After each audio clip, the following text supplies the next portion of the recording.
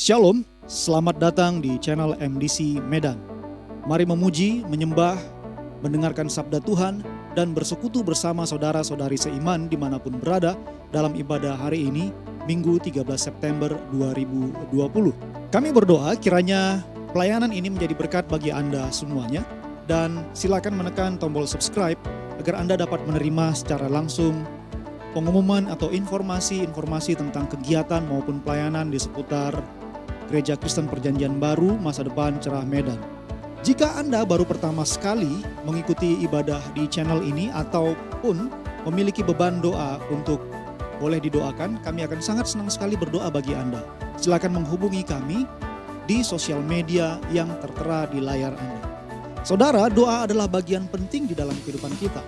Esok pagi, pada pukul 5 dini hari, kita akan berkumpul kembali di channel ini di dalam ibadah doa Morning Dew. Pastikan Anda diberkati dan jangan lewatkan kesempatan untuk berdoa bersama-sama dengan jemaat Tuhan yang lainnya. Mari berbagi kasih kepada saudara-saudari kita yang terdampak oleh pandemik COVID-19 ini. Kita masih mengumpulkan dana dan bahan-bahan kebutuhan pokok untuk dapat disalurkan bagi mereka yang sangat membutuhkannya. Silakan menyalurkan dana Anda ke nomor rekening yang tertera di layar, atau jika Anda rindu untuk memberikan bantuan kebutuhan pokok, bahan-bahan kebutuhan, silakan mengantarkannya ke sekretariat gereja di alamat yang tertera di layar Anda juga. Bagi saudara-saudari keluarga MDC yang rindu untuk memberikan persembahan ucapan syukur, silakan memberikan persembahan melalui rekening persembahan umum, persembahan persepuluhan, persembahan misi, persembahan pembangunan gedung gereja di nomor-nomor rekening yang tertera di layar. Sesaat lagi kita akan memulai ibadah kita. Silakan mempersiapkan hati, mempersiapkan diri, mungkin mempersiapkan catatan juga karena pasti ada sesuatu yang perlu untuk kita ingat di masa depan. Kami ucapkan selamat beribadah.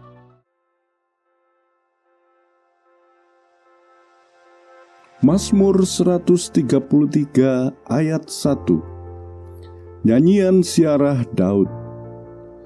Sungguh, alangkah baiknya dan indahnya apabila saudara-saudara diam bersama dengan rukun. Kerukunan akan membawa damai di hati. Firman Tuhan mengajarkan keharmonisan yang tercipta dalam keluarga akan mendatangkan berkat. Mari tumbuhkanlah kasih yang sudah diberikan oleh Tuhan dalam hati kita masing-masing, agar dapat memicu pertumbuhan kasih di antara anggota keluarga dan saudara-saudara sampai menghasilkan buah yang ranum yang tidak hanya dapat dinikmati oleh komunitas keluarga, bahkan komunitas yang lebih besar lagi. Mari kita berdoa. Tuhan, kami datang di hadapan-Mu membawakan keluarga kami, suami, istri, anak-anak, orang tua, dan saudara-saudari kami. Biarlah roh yang mempersatukan itu ada di tengah-tengah keluarga kami, agar kerukunan dan kedamaian menjadi milik kami. Urapi hamba-Mu yang menyampaikan pengajaran firman-Mu mengenai hal ini, dan penuhilah kami dengan hadirat-Mu di dalam ibadah ini. Dalam nama Tuhan Yesus kami berdoa dan mengucap syukur. Amin.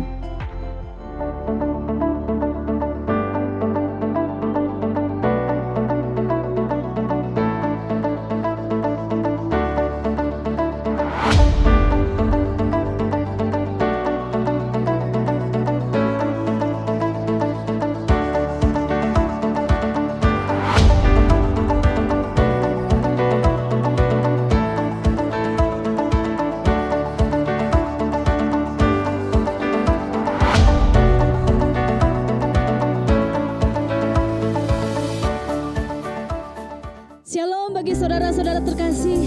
Mari kita bersukacita, bersorak-sorai bagi Allah kita. Haleluya. Kami terima kuasa-Mu Tuhan. Haleluya. Haleluya Yesus. Oh.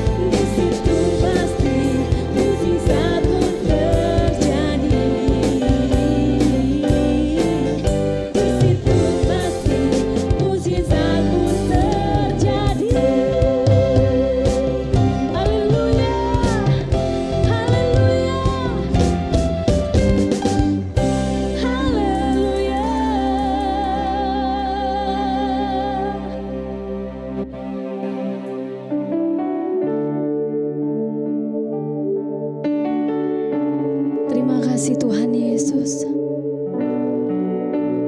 Sebab Engkaulah kekuatan kami Tuhan. Engkaulah perisai kami. Engkaulah yang kami andalkan di dalam hidup kami Tuhan.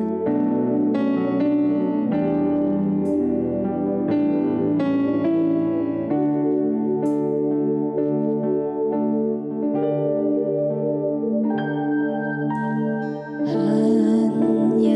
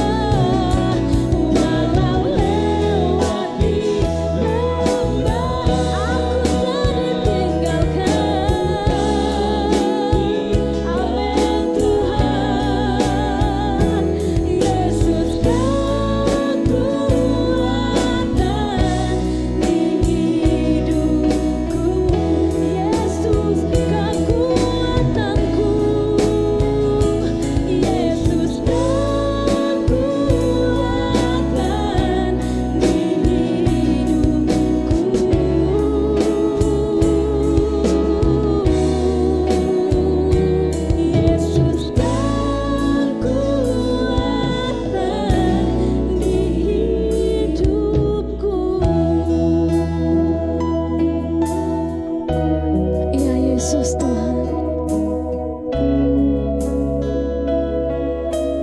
Haleluya.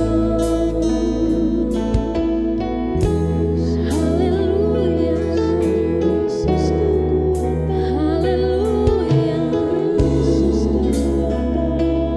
Sebab Engkaulah kekuatan kami Tuhan. Engkaulah yang kami percaya. Yesus. Haleluya. Haleluya.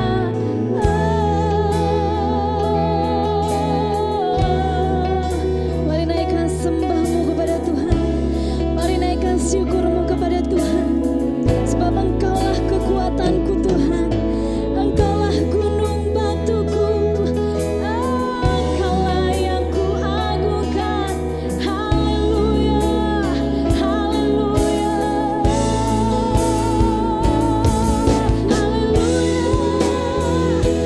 Terima kasih Tuhan. Syukur. Haleluya. Haleluya. Haleluya.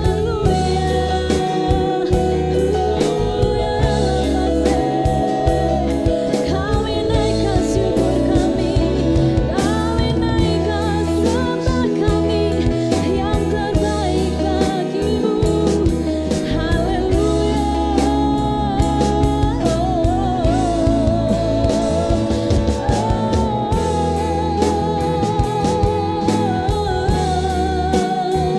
Terima kasih Tuhan, Engkau sungguh baik, Engkau teramat baik dalam hidupku. Engkaulah segalanya. Terima kasih Tuhan, terima kasih Yesus.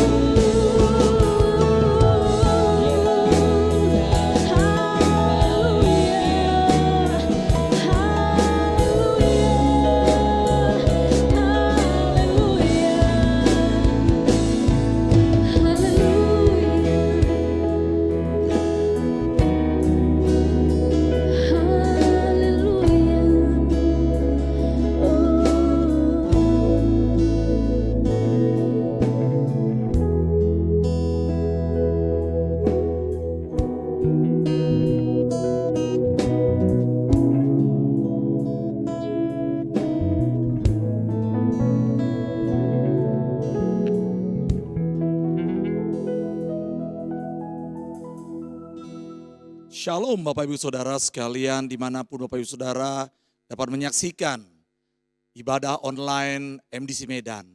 Saya berharap kita semua dalam kondisi yang prima.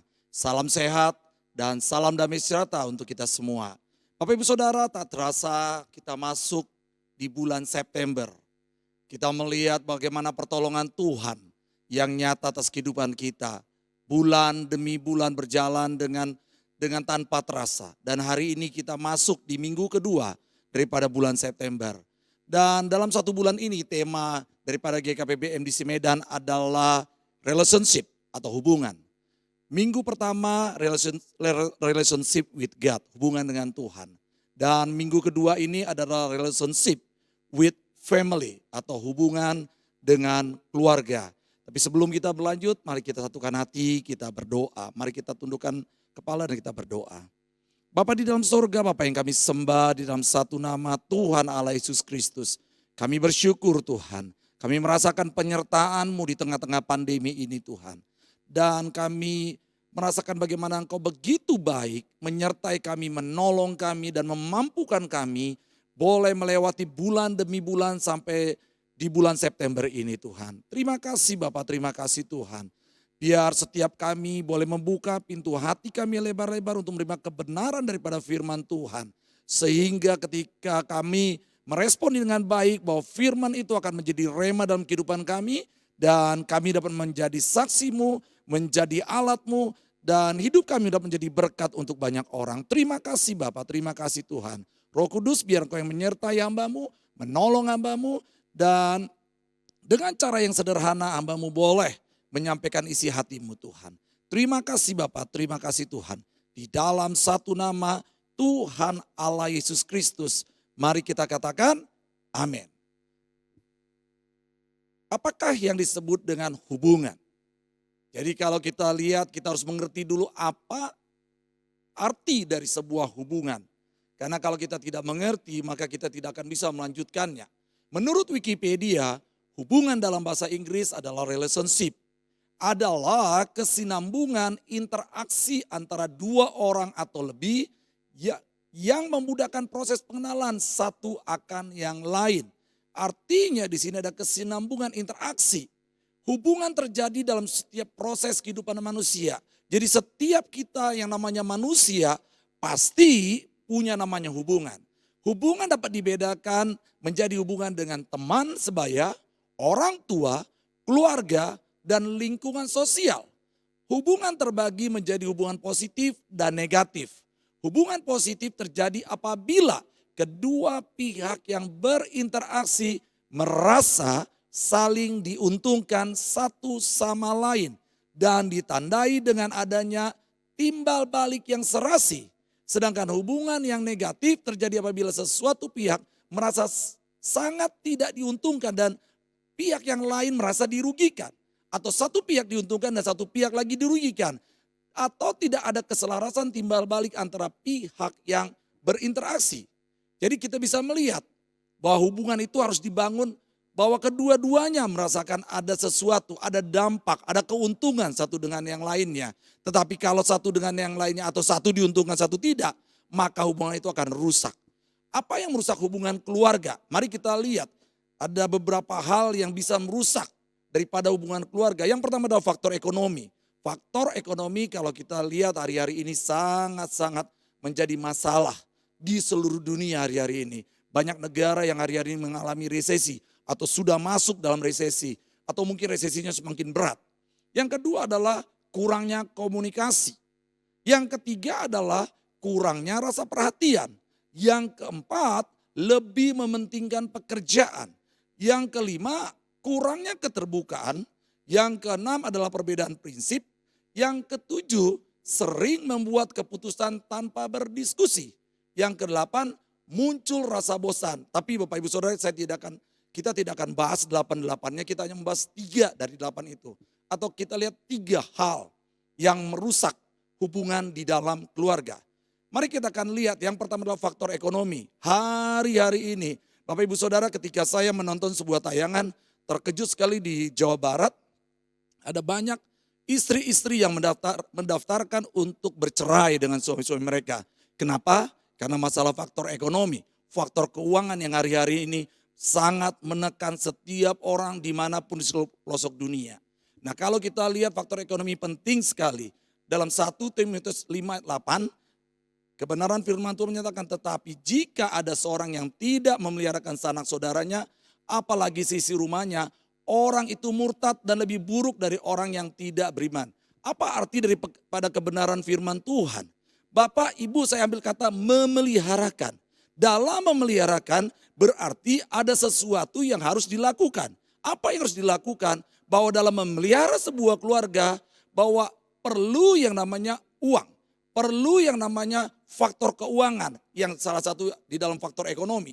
Nah kalau ini terjadi gangguan, kalau masalah keuangan ini terjadi gangguan dan tidak diatasi dengan baik, maka cepat atau lambat hubungan keluarga mulai akan retak, hubungan keluarga mulai akan semakin tidak baik, dan mungkin akan berakhir dengan perceraian atau apapun yang lebih parah lagi.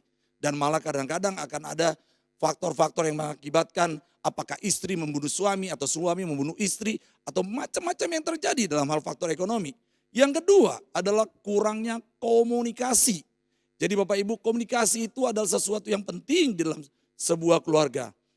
Kebenaran firman Tuhan melalui Efesus 4:29 menyatakan, janganlah ada perkataan kotor keluar dari mulutmu, tetapi pakailah perkataan yang baik untuk membangun, di mana perlu supaya mereka yang mendengarnya beroleh kasih karunia.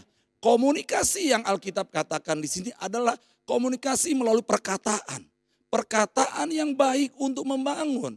Jadi sebuah keluarga memerlukan perkataan-perkataan positif. bukan perkataan-perkataan kotor. Ketika perkataan-perkataan kotor itu kita keluarkan dengan pasangan kita, dengan anak-anak kita, itu akan melukai. Dan akhirnya keluarga itu menjadi berantakan. Tapi kalau ada perkataan-perkataan yang baik, perkataan-perkataan yang membangun, perkataan-perkataan yang sifatnya membuat orang semakin dibangun, maka itulah yang Tuhan inginkan di dalam Efesus 4 ayat 29. Yang ketiga, perbedaan prinsip.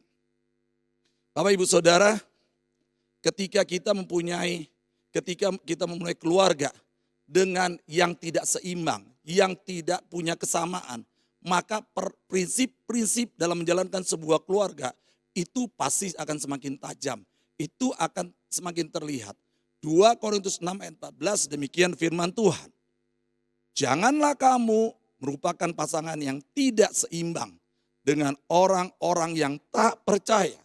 Sebab persamaan apakah terdapat antara kebenaran dan kedurhakaan? Atau bagaimanakah terang dapat bersatu dengan gelap? Artinya apa Bapak Ibu Saudara di sini?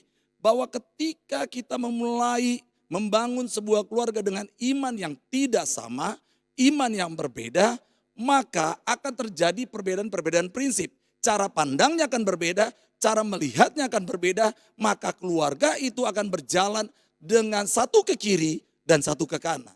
Nah, tadi adalah 3 hal yang bisa merusak daripada hubungan keluarga. Pertanyaannya, ketika dia rusak, atau ketika dia belum rusak, atau ketika kita mau memulai hubungan keluarga, maka bagaimana membangun dan memelihara hubungan keluarga. Ada beberapa tips dalam membangun hubungan keluarga. Yang pertama adalah saling bersikap jujur dan terbuka terhadap pasangan. Bapak Ibu, kita perlu jujur. Kita perlu terbuka terhadap pasangan kita. Yang kedua, saling berusaha menciptakan suasana yang menyenangkan dalam keluarga. Yang ketiga, hindari sikap emosional dan egois dalam menghadapi masalah keluarga. Yang keempat, membuat komitmen jangka panjang dengan pasangan. Yang kelima, mengutamakan kebersamaan dalam keluarga.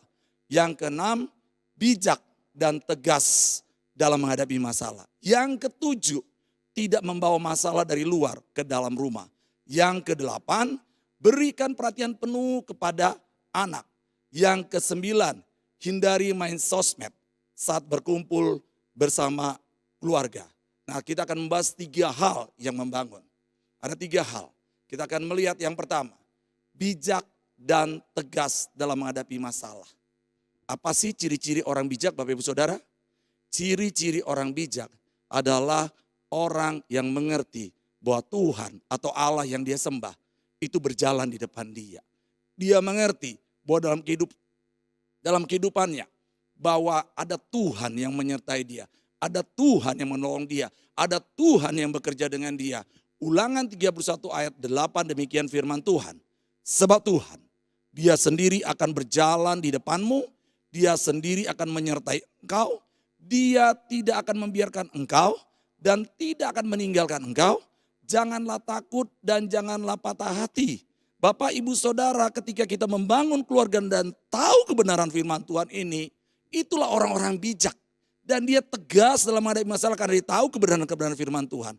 Permasalahan boleh datang bertubi-tubi, tetapi orang-orang yang bijak adalah orang-orang yang kenal siapa Tuhannya. Orang yang tahu Tuhannya, orang yang bisa melakukan berjalan bersama dengan Tuhannya. Bukan sekedar orang-orang yang cuma melakukan ritualitas. Beda, ada orang melakukan ritualitas doang. Sepertinya dia kelihatan bertuhan. Sepertinya dia melakukan sesuatu yang namanya dekat dengan Tuhannya. Tapi yang namanya orang bijak dapat terlihat dari tindakannya. Dapat dilihat dari tingkah lakunya. Dapat dilihat daripada sesuatu yang dia lakukan ketika dia menghadapi masalah. Yang kedua, hindari sikap emosional dan egois dalam menghadapi masalah keluarga. Siapa sih dalam keluarga yang tidak mengalami masalah? Setiap orang Bapak Ibu Saudara. Setiap orang selama dia masih bernafas pasti punya masalah. Satu hari pasti punya masalah. Dan masalah itu saya katakan seperti vitamin dalam kehidupan. Pertanyaannya bukan masalahnya, tapi bagaimana kita menghadapi masalahnya. Jadi kalau kita lihat bahwa ketika kita menghadapi masalah keluarga, hindari sikap emosi dan egois. Harus memakai kata-kata kasih. Dalam Amsal 15 ayat 1, jawaban yang lemah lembut akan meredakan kegeraman, tapi perkataan yang pedas membangkitkan marah. Jadi Bapak Ibu Saudara, kita harus menjawab dengan lemah lembut. Kenapa? Kalau kita menjawab dengan perkataan pedas, maka akan terjadi huru-hara. Maka akan terjadi pertengkaran. Maka akan terjadi mungkin pukul-pukulan. Maka akan terjadi yang lebih buruk lagi. Berarti Alkitab mengatakan menghadapi masalah, kita perlu menahan emosi kita. Kita mulai mengatur emosi kita dan jangan egois. Berikan jawaban yang lemah lembut. Yang ketiga, ini yang terjadi hari-hari ini. Dan tanpa sadar orang menjadikan sosmed, menjadikan handphone, menjadi berhala modern. Menjadi buatan tangan yang menjadi berhala. Dan kadang-kadang kita dikuasai, tanpa sadar kita dikuasai oleh benda-benda tersebut. Yang ketiga adalah hindari main sosmed saat berkumpul bersama keluarga. Satu hari saya melihat ada bapak ibu, kemudian ada anaknya berkumpul makan malam. Tapi yang lucunya, mereka semua megang handphone, tidak ada pembicaraan, mereka sibuk dengan aktivitas mereka dengan handphonenya. Tanpa sadar hari-hari ini kita sepertinya bersama, kita sepertinya dekat, tapi hubungan keluarga kita akan semakin buruk, semakin jauh. Kenapa? Karena kita dijauhkan dengan sosial media. Semua sibuk dan semuanya memberhalakan ini.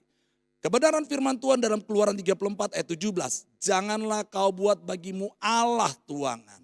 Arti Allah tuangan di sini bahwa tanpa terasa kita menjadikan kebiasaan sosmed tadi, kebiasaan di handphone tadi menjadi sesembahan kita.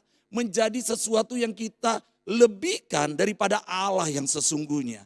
Dan ketika ini masuk dalam sebuah keluarga, maka cepat atau lambat keluarga itu akan semakin buruk, dan semakin buruk. Jadi 3 hal ini kalau kita lakukan, maka saya pastikan kalau Tuhan ada dalam kehidupan keluarga kita, kalau kita melakukan apa yang Tuhan mau dalam 3 hal tadi, maka saya pikir hubungan kita akan semakin baik, keluarga akan semakin akrab, keluarga akan semakin intim, keluarga akan semakin harmonis walaupun di tengah permasalahan, walaupun di tengah pandemi, walaupun di tengah kesulitan. Kenapa?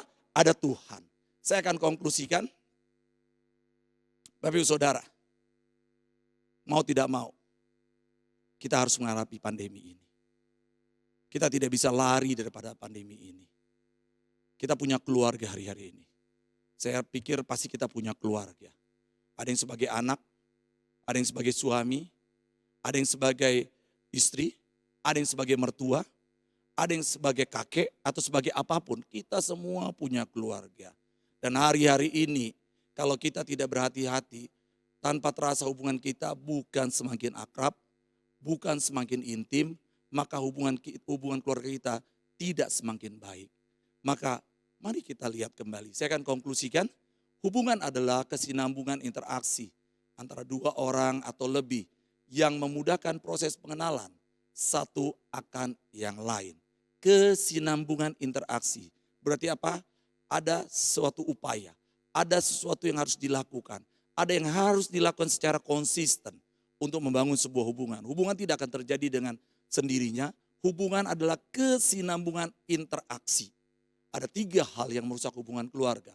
Yang pertama faktor ekonomi, yang kedua kurangnya komunikasi, yang ketiga adalah perbedaan prinsip.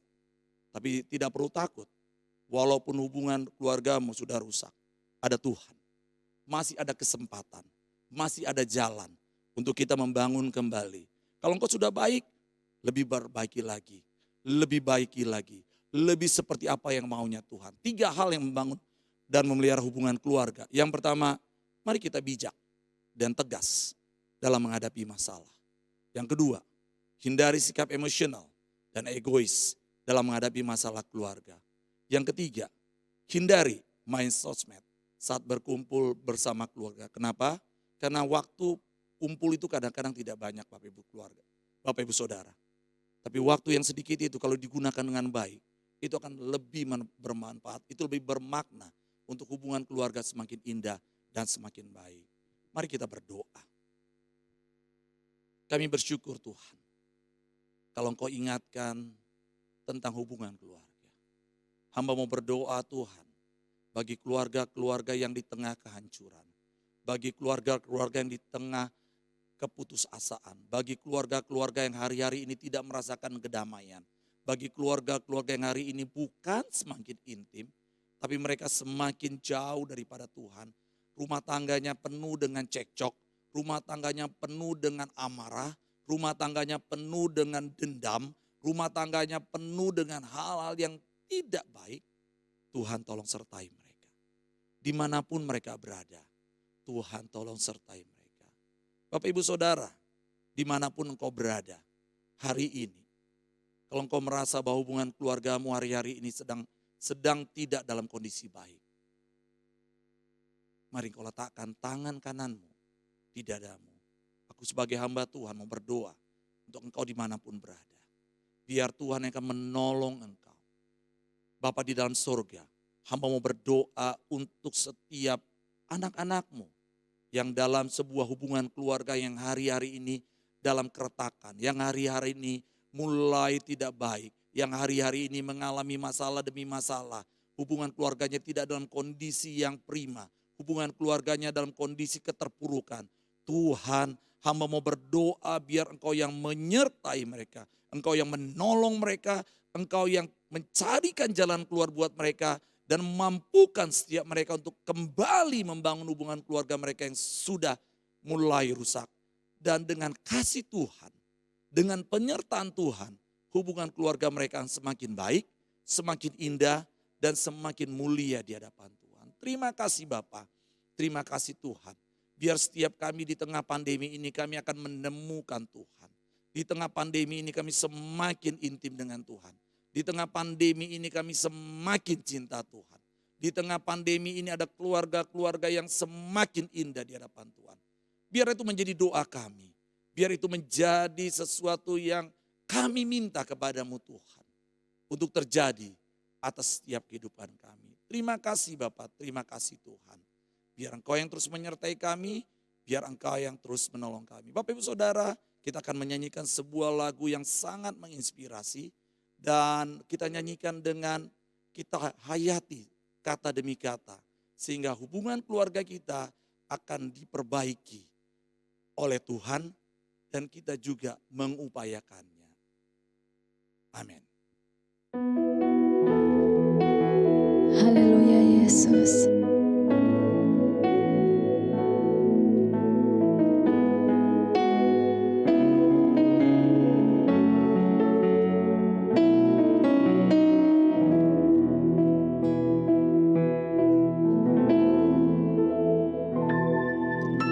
Saat ini kami datang di hadapan-Mu.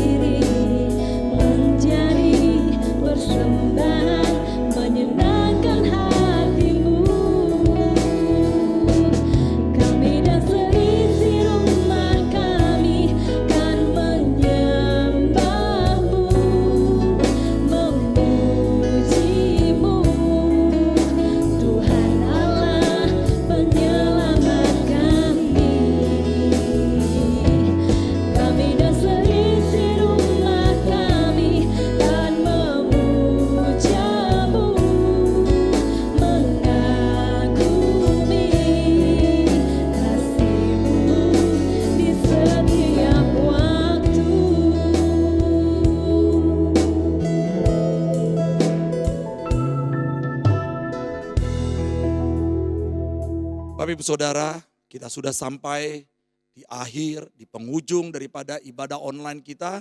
Dan sebelum menerima berkat yang daripada Tuhan, mari kita satukan hati, mari kita berdoa. Bapa di dalam sorga, Bapa yang kami sembah di dalam nama Tuhan Allah Yesus Kristus.